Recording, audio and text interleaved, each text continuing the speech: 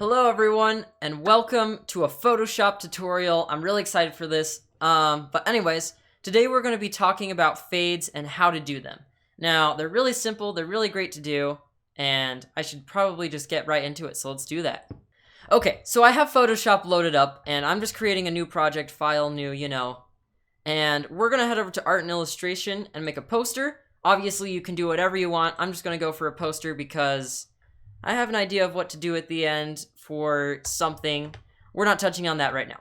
So before we start, I'm going to import two images into our scene. One that's kind of like colorful and has detail, and one that is kind of just our center focus, and we're going to have that have the fade. And the background's going to be colorful so you can kind of see what it looks like through the fade, if that makes sense. So we're just going to head over File and Place Embedded and put in the images. Okay, so I've gone ahead and placed two very Minecrafty pictures in here. We have a piece of bedrock, and we also have this thing that I did for a Minecraft thumbnail at some point. I can't remember when that was. Anyways, so we're here, but the first thing we want to do before we do anything is probably cut this bedrock out. We don't want this white outline. Now, this isn't a tutorial about cutting things out, but I'm going to go over this because I might as well. I'm going to zoom in just a bit further so I can kind of see what I'm working with. And we're just going to grab the polygonal lasso tool, and we're just going to select this. This is really simple and really easy to do because it's straight lines all around. You don't need the magic lasso, or not the magnetic lasso or whatever quick selection. We just need to go around with this, super easy. And now I should be able to just Control C, Control V. Now we have a cutout of the bedrock. Now, obviously, it's not perfect, but we're not here to be perfect. We're here to just make a fade, and that's what we're going to be doing. So let's zoom out, and oh, maybe not that. There we go. And we're going to make this bedrock a bit bigger. That looks good. And actually, I'm going to zoom back in because we're a bit too far. There we go. So we're good. So here is our piece of bedrock. Now, right now, it's obstructing a ton of our scene. We can't really see much. So this is where the fade would come in. Now, this isn't a very practical use. I'll show you one later, but I'm just going to teach you how to do this. So what you're going to want to do is come down here, and this is the layer mask button. So whatever layer you're currently selecting, if you click on this, it'll make you a layer mask. Now, we're not going to go too in-depth on this, but to create a basic fade, you're going to want to come over here to the gradient tool, which is next to the fill bucket it's in the same tab, but you know what I mean. So you're going to want to grab the gradient tool and grab a black and white gradient. Now, other gradients can work, but black and white is the best one to use in my opinion anyways. And from here, it's super simple. Make sure you have the layer selected. You don't want to be doing your gradient on top of your bedrock like this. You don't want that. That's not going to look good. You want to make sure you're selecting your layer mask, and then take your gradient, start from anywhere, end at anywhere, and it fades. It's really awesome.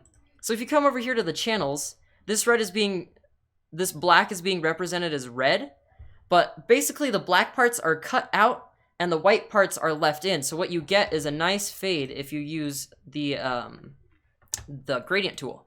Now, if we did a paint bucket tool and we use black, do we have black selected? I think we do. Nope. Give me that.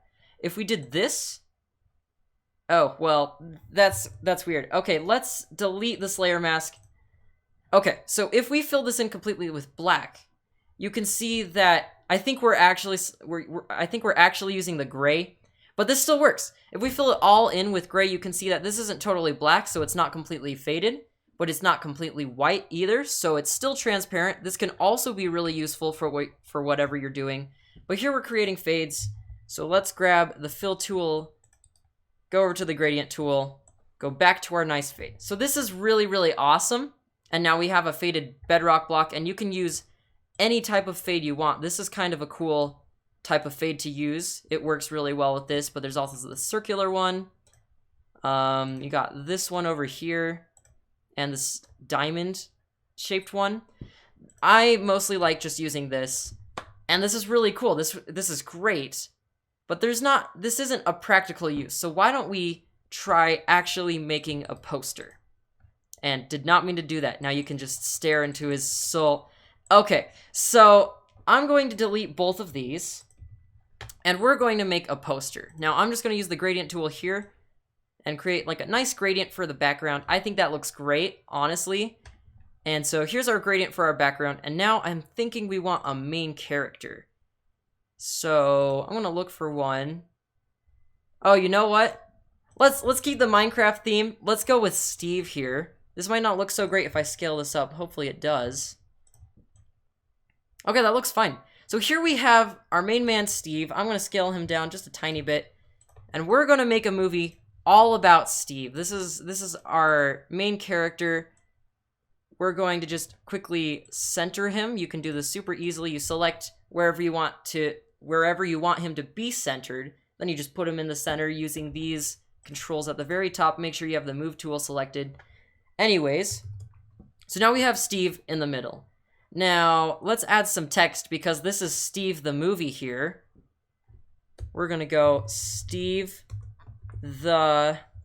Wait, actually, we might want to go a bit down.